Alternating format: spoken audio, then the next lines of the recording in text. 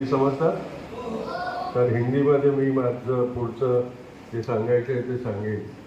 कारण दोघे माझे पणजोबा आणि साने गुरुजी त्यांच्या जीवनाचं एक ध्येय म्हणजे समता आणि सर्वांना सन्माननीय जीवन जगायची संधी असावी, असा समाज बनायला पाहिजे, ही त्यांची वृत्ती होती. तो जब बा और बापू 1915 में दक्षिण अफ्रीका से भारत वापस आए तो अहमदाबाद शहर में बापू ने अपना पहला आश्रम कोचरब आश्रम स्थापित किया और कोचरब आश्रम में सारे लोग एकत्र रहने लगे. थोड़े दिनों के बाद बापू ने उस कोचरब आश्रम में एक दलित परिवार को निमंत्रित किया और अपने साथ रहने को कहा. उस ज़माने में ऊंच नीच और अछूत सवर्ण ये सब चीज़ों की रूढ़ी बहुत थी. तो आश्रम में खलबली मच गई कि हम एक जिसे अछूत कहते हैं वैसी परिवार के साथ कैसे रह सकते हैं. कई लोग आश्रम छोड़ के चले गए. बापू ने कहा कि अगर छोड़ना चाहते हो तो ज़रूर आप जा सकते हो, लेकिन उसके बाद मेरे आश्रम के दरवाजे आपके लिए कायम बंद रहेंगे, आप वापस नहीं आ सकते. कई लोग छोड़ के चले गए. समाज ने उनका बहिष्कार किया, इस हद तक कि जो पास में कुआं था जहाँ से वो पानी लेते थे, उस कुएं में से पानी लेना भी उनका बंद करवा दिया. लेकिन बापू ने कहा कि आप चाहे जो भी करें, लेकिन मैं उनको बाहर जाने को नहीं कहूँगा, वो हमारे साथ ही रहेंगे.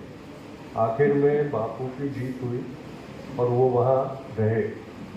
उसके बाद बापू ने साबरमती आश्रम की स्थापना की और साबरमती आश्रम में रहकर जब सत्याग्रह की सूत्र अपने हाथों में उन्होंने लिए, तो जब सत्याग्रह की लड़ाई लड़ने का वक्त आया तो बापू ने ऐलान किया कि ये अंग्रेज़ों की पढ़ाई लिखाई, उनके सारी जो सामान है, उनका सबका बहिष्कार करके हमने राष्ट्रीय भावना उत्पन्न करनी है. पर पढ़ाई लिखाई का बहिष्कार करके उन्होंने ये नहीं कहा था कि कोई पढ़े लिखे नहीं, और इसलिए उन्होंने राष्ट्रीय संकल्पना की स्कूल शुरू की अपने आश्रम में. और उन्होंने तय किया कि उस स्कूल में भी धर्म या जाति का भेदभाव नहीं होगा, सारे धर्म और सारी जाति के बच्चे एक साथ पढ़ेंगे. जब सवर्णों को ये पता चला कि हमारे बच्चों के साथ दलितों के बच्चों को बिठाकर शिक्षा दी जाती है, तो उन्होंने आके बहुत विरोध किया उसका और कहा कि नहीं, ऐसा नहीं हो सकता, वो जो अछूत बच्चे हैं उनको वर्ग में से बाहर निकाल दो. बापू ने कहा कि नहीं, मेरी स्कूल में तो ऐसा नहीं हो सकता, मेरी स्कूल में ये भेदभाव मैं हरगिज़ नहीं होने दूंगा. तो उनको जो मदद दी जाती थी पैसे के रूप में स्कूल चलाने के लिए, आश्रम चलाने के लिए, वो बंद कर दी गई. फिर भी बापू नहीं माने. बापू ने कहा कि मेरे उसमें तो मैं भेदभाव चलाऊंगा नहीं, करूँगा, रखूँगा भी नहीं. फिर सवर्ण आए, उन्होंने कहा ठीक है, तुम उनको निकालो मत, पर उनके बच्चों को वर्ग के बाहर बिठा के पढ़ाई करने दो, हमारे बच्चों के साथ बैठने नहीं देना उनको. बापू ने कहा ऐसा भी नहीं होगा. तो फिर सवर्णों ने कहा कि ठीक है, हमारे बच्चे बाहर चले जाएंगे, आप उन बच्चों को अपने पास रखो, हमें कोई दिक्कत नहीं है. बापू ने कहा ठीक है, अगर जाना चाहे तो चाहे, मैं किसी को बाहर जाने को नहीं कहूँगा. आखिर में बापू की जीत हुई उसमें. आपको मालूम है कि साने गुरुजी ने पंढरपुर में हरिजनों को प्रवेश मिलने के लिए सत्याग्रह किया. बापू ने भी कई बार ऐसे सत्याग्रह किए. उन्होंने जो आज उड़ीसा है उस राज्य में हरिजन यात्रा निकाली थी. उसका समापन पुरी में होना था, क्योंकि पुरी में दलितों को जगन्नाथपुरी के मंदिर में प्रवेश नहीं था. इस हद तक कि उस मंदिर से जो पूरी गांव जो था उसकी जो सीमा थी, उस सीमा के अंदर भी उनको आने नहीं दिया जाता था. तो बापू ने सत्याग्रह किया था और पुरी के बाहर वो रुक गए थे कि जहाँ मेरे भाइयों और बहनों को आने की अनुमति नहीं है, वहाँ मैं भी नहीं जाऊँगा. उस वक्त कस्तूरबा उनके साथ थी. कस्तूरबा को मन हुआ कि मैं पूरी देखना चाहती हूँ, इतना बड़ा तीर्थ है, मैं इतनी नज़दीक आके रही हूँ तो मैं वो देखना जाना चाहती हूँ। तो वो बापू की अनुमति के बगैर चली गई और फिर वहाँ मंदिर के पास जाने के बाद उनके मन में ये हुआ कि इतना पवित्र मंदिर है और मैं यहाँ तक आई हूँ तो मैं मंदिर में जाकर पूजा क्यों ना करूँ। उन्होंने जाकर पूजा भी की। ये बात बापू को पता चला, सबको ये लगा कि अब बापू बहुत गुस्सा होंगे, वो शायद उपवास करेंगे, शिक्षा देंगे कस्तूरबा को। पर बापू ने कहा कि ये मेरी गलती है, मेरी पत्नी को मेरा जो भाव है, मेरी जो भावना है वो ठीक से समझा नहीं सका, इसलिए उसको उसकी भक्ति को वो रोक नहीं सकी। और जहाँ इंसानों में भेदभाव किया जाता है वैसी जगह पर भी वो चली गई। ये मेरी गलती है, मेरी कमज़ोरी है, मैंने ये सुधारना चाहिए। अगर मेरी पत्नी ही मेरी बात समझ नहीं सकती तो मैं समाज को कैसे मेरी बात समझा सकूँगा। आज ये सारे जो संत रूपी लोग बने, जो महान नेता बने, उनको गुजरे कई साल हो गए। साने गुरु जी का स्मृति दिन आज हम मना रहे हैं। पर आज हमने सबने ये सोचना चाहिए कि जो कल्पना का भारत उन्होंने बनाने का सोचा था, क्या हमने वो समता अपने समाज में ला दी है? क्या हमने हमारे समाज में सबको समान अधिकार और समान सम्मान से जीने का ऐसा समाज बनाया है? अभी 2 साल पहले हमको आज़ादी को 75 साल हुए ना। आप सब ने अपने घर पर झंडे लहराए थे।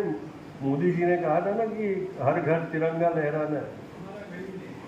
हाँ हाँ पर फिर भी प्रधानमंत्री ने घर नहीं दिया, लेकिन कहा कि घर पे झंडा लहराओ। सबने लहराया। किसी को ये याद है कि उस 15 अगस्त के 3 दिन पहले राजस्थान में एक 9 साल का इंदर मेघवाल नाम का बच्चा था, दलित था, स्कूल में पढ़ता था। उसको प्यास लगी तो उसने अपने शिक्षक के लिए रखे गए घड़े में से 1 गिलास पानी निकाल के पिया। इंदर मेघवाल दलित था, उसका शिक्षक सवर्ण था। जब उसको शिक्षक को पता चला कि दलित लड़के ने मेरे घड़े में से पानी पिया, तो उस शिक्षक ने उस 9 साल के बच्चे को इतना मारा कि वो मर गया। 75 साल आज़ाद हुए भारत में ऐसी घटना घटी।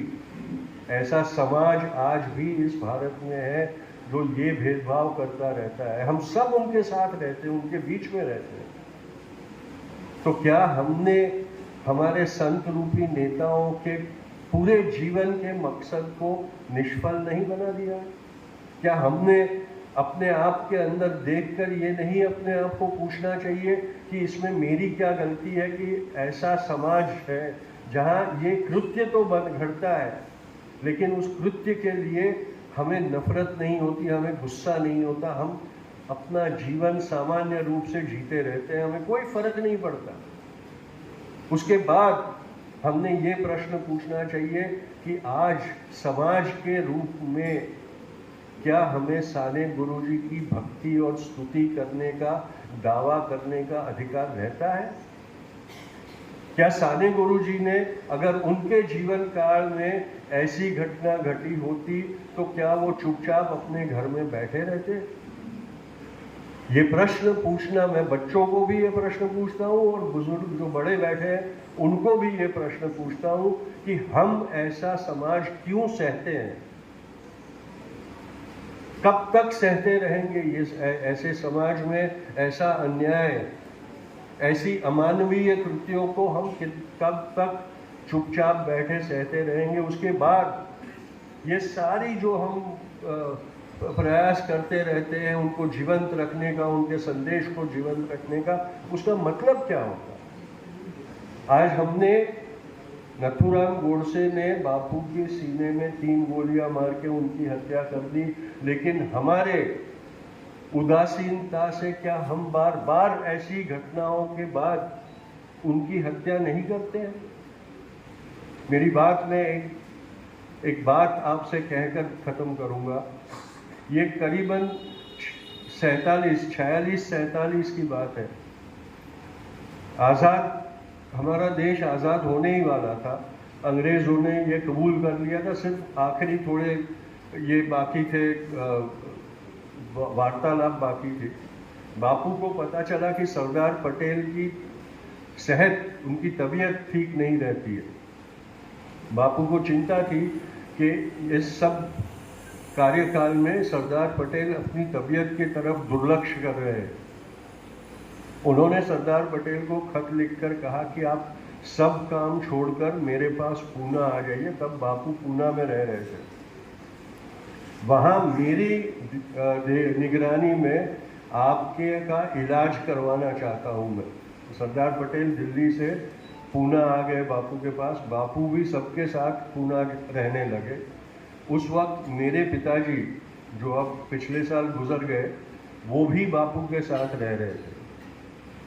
तो उन्होंने ये बात मुझे कही थी कि बापू ने सबको कहा था कि सुबह 5 बजे से लेकर करीबन 9 बजे तक 4 घंटे के वक्त में वो सरदार पटेल के इलाज की निगरानी करेंगे। इसलिए किसी ने भी उनको बुलाना नहीं है, वो किसी को मिलेंगे नहीं, किसी से बात नहीं करेंगे। और सब बच्चों को कह दिया था कि ये इंतज़ाम तुमने करना है। एक दिन एक युवक वहाँ आया, उसके हाथ में एक बड़ी टोकरी थी और बहुत अच्छी तरह से वो टोकरी को सजा धजा के लाया था। और उसने कहा कि मैं गांधी से मिलना चाहता हूँ, गांधी के लिए मैं ये तोहफा लाया हूँ, वो उसको देना चाहता हूँ। तो मेरे पिताजी ने कहा कि भाई बापू तो अभी व्यस्त हैं और वो 3-4 घंटे किसी को मिलेंगे नहीं, अगर आप चाहो तो आप बैठ सकते हो, इंतज़ार कर सकते हो। तो थोड़ी देर वो युवक बैठा रहा, फिर उसने कहा कि मेरे पास वक्त नहीं है, पर उसने ये कहा कि मैं ये गांधी के लिए तोहफा लाया हूँ, वो तोहफा गांधी को ही देना है और वो गांधी ही खोले, किसी और ने वो खोलना नहीं है। तो मेरे पिताजी ने कहा कि ठीक है, तुम बापू के लिए तोहफा लाए हो तो हम बापू को दे देंगे और बापू खोल के देख लेंगे उसमें क्या है। और वो युवा वहाँ से चला गया। जब बापू अपना सब काम करने के बाद आराम कर रहे थे तो मेरे पिताजी ने जाके उनको कहा कि बापू आपको किसी ने, आपके दोस्त ने बहुत शानदार बड़ा तोहफा ला के दिया है, हम सब चाहते हैं कि वो देखें क्योंकि कुछ अच्छी चीज़ें उसमें से निकल सकती है। तो बापू ने कहा ठीक है, ले आओ, देखते हैं क्या है। जब बापू ने के सामने वो टोकरी रखी गई तो उन्होंने मेरे पिताजी को कहा कि अब तुम खोल के दिखाओ इसमें क्या है। मेरे पिताजी को तो बहुत उत्सुकता थी, वो आपके जितने ही थे उस वक्त। तो कहे तोहफा खोल के देखते हैं क्या अच्छी अच्छी चीज़ें इसमें मिली है हमें। तो जब टोकरी उन्होंने खोली तो उनके चेहरे पर से रंग उड़ गया पूरा, क्योंकि उस टोकरी में पूरी टोकरी भरकर पुराने जूते चप्पल थे, फटे पुराने जूते चप्पल, वो टोकरी भर के दिए थे। सबको लगा कि ये तो तोहफा नहीं है, ये तो अपमान है। सब बहुत नाराज हो गए कि किसी ने बापू एकदम हंस दिए, बोले क्या शानदार तोहफा दिया है मुझे। तो सबने कहा इसमें क्या शानदार है, ये तो फटे पुराने जूते चप्पल हैं। तो उन्होंने मेरे पिताजी को कहा कि अरुण, तुम जाके ये भंगार वाले के पास बेच के आओ और उसमें से जो पैसे मिलते हैं वो लाके मुझे दो। तो मेरे पिताजी और उनका एक भाई दूसरा था, चचेरा भाई था, वो दोनों टोकरी लेके गए और इस कबाड़ी वाले के पास वो बेच दिया। उस ज़माने में उनको कुछ 2-2.5 रुपए उसमें से मिले। वो आके उन्होंने बापू को दिए कि बोले ये देखो 2-2.5 रुपए मिले। तो बापू ने कहा कि अब ये जाके हरिजन सेवा फंड में इसको जमा कर दो, किसी अज्ञात दोस्त ने दी हुई ये भेंट है, उस अज्ञात दोस्त के नाम से पर्ची फाड़ दो। तो मेरे पिताजी ने वो पर्ची फाड़ ली। अब हर रोज़ शाम को बापू जनता से मिलते थे, सब जनता उनको मिलने आती थी, प्रार्थना होती थी, उसके बाद बापू का प्रवचन होता था। तो उस दिन भी प्रार्थना हुई, सर्वधर्म प्रार्थना हुई। उसके बाद बापू ने प्रवचन किया और कहा आज एक अज्ञात दोस्त ने मुझे बहुत कीमती तोहफा दिया था, मैं चाहता हूँ कि उस अज्ञात दोस्त का मैं अभी धन्यवाद कहूँ, पर वो मेरे लिए रुका नहीं और उसका नाम भी मुझे मालूम नहीं। तो अगर किसी को मालूम है तो उसको मेरा धन्यवाद कहना, और कहना कि वो बेच के मैंने जो 2.5 रुपए कमाए वो मैंने हरिजन फंड में उसके नाम से जमा कर दिए, तो उसका भी मैं धन्यवाद अदा करता हूँ। वो युवक वहाँ उपस्थित था क्योंकि वो देखना चाहता था कि गांधी गुस्सा होता है कि नहीं।